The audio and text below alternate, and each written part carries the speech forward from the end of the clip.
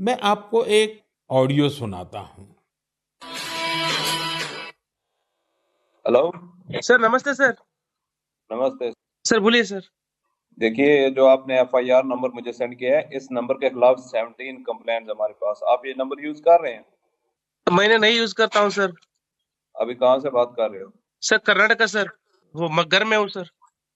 Okay, इसके लिए आप अपनी स्टेट में रिकॉर्ड करवाइए ताकि ये नंबर ब्लॉक कर दिया जाए, फ्यूचर में आपको कोई प्रॉब्लम ना हो। Okay, yes sir. अभी मैं आपको कनेक्ट कर रहा हूँ, ये आपका इन्वेस्टिगेशन ऑफिसर है। आप अपनी स्टेट में रिकॉर्ड करवाइए ताकि ये नंबर ब्लॉक कर दिया जाए। Okay, yes sir yes sir yes sir. अब बताइएगा मैं किसके साथ बात कर रहा हूँ। अपना आधार कार्ड मुझे शो कीजिएगा वेरीफाई करने के लिए, बताइएगा। सर मेरे पास अभी नहीं है sir Aadhaar card sir, please sir. Phone आपके फोन में है? नहीं सर। फोन में आधार कार्ड की पिक्चर नहीं है आपके पास? नहीं है सर। नंबर याद है आपको? सर नहीं है सर, नंबर भी याद नहीं है सर। हमने सिर्फ वेरीफाई करना है। ओके, वेरीफाई करने के लिए नहीं सर। आप डरिए ना, डरिए ना। अगर आपने कुछ नहीं किया तो आप डरिए ना।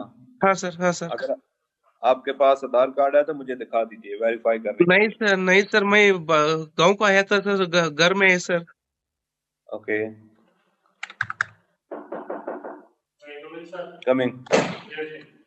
जय हिंद। इस व्यक्ति के वन साइड वीडियो का रिकॉर्ड करो as per the protocol. Okay, ये ऑडियो सिर्फ जानकारी के लिए नहीं, ये कोई मनोरंजन वाला ऑडियो नहीं है। एक गहरी चिंता को लेकर के ऑडियो आया है। आपने अभी जो बातचीत सुनी वो डिजिटल अरेस्ट के फरेब की है। ये बातचीत एक पीड़ित और फ्रॉड करने वाले के बीच हुई है। डिजिटल अरेस्ट के फ्रॉड में फोन करने वाले कभी पुलिस, कभी सीबीआई, कभी नारकोटिक्स, कभी आरबीआई, ऐसे भांति भांति के लेबल लगाकर बनावटी अधिकारी बनकर बात करते हैं और बड़े कॉन्फिडेंस के साथ करते हैं। मुझे मन की बात के बहुत से श्रोताओं ने कहा कि इसकी चर्चा जरूर करनी चाहिए। आइए मैं आपको बताता हूं ये फ्रॉड करने वाली गैंग काम कैसे करती है, ये खतरनाक खेल क्या है। आपको भी समझना बहुत जरूरी है, औरों को भी समझाना उतना ही आवश्यक है। पहला दाव, आपकी व्यक्तिगत जानकारी, वो सब जुटा करके रखते हैं। आप पिछले महीने गोवा गए थे, है ना? आपकी बेटी दिल्ली में पढ़ती है ना?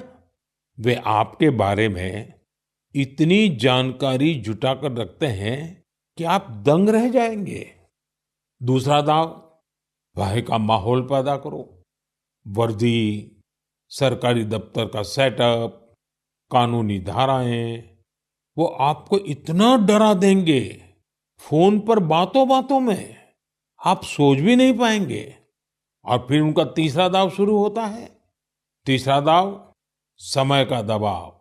अभी फैसला करना होगा वरना आपको गिरफ्तार करना पड़ेगा। ये लोग पीड़ित पर इतना मनोवैज्ञानिक दबाव बना देते हैं कि वो सहम जाता है। डिजिटल अरेस्ट के शिकार होने वालों में हर वर्ग, हर उम्र के लोग हैं। लोगों ने डर की वजह से अपनी मेहनत से कमाए हुए लाखों रुपए गंवा दिए हैं।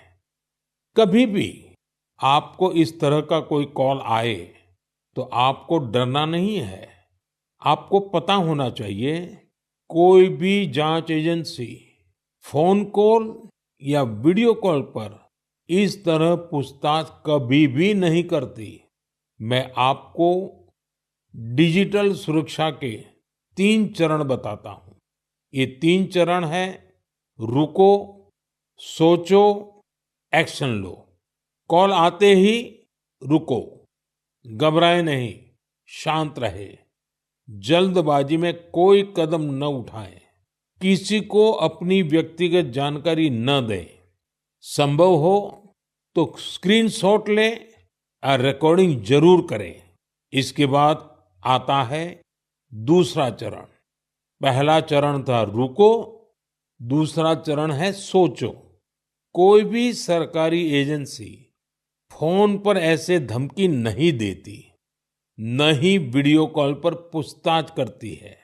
न ही ऐसे पैसा की मांग करती है। अगर डर लगे तो समझिए कुछ गड़बड़ है।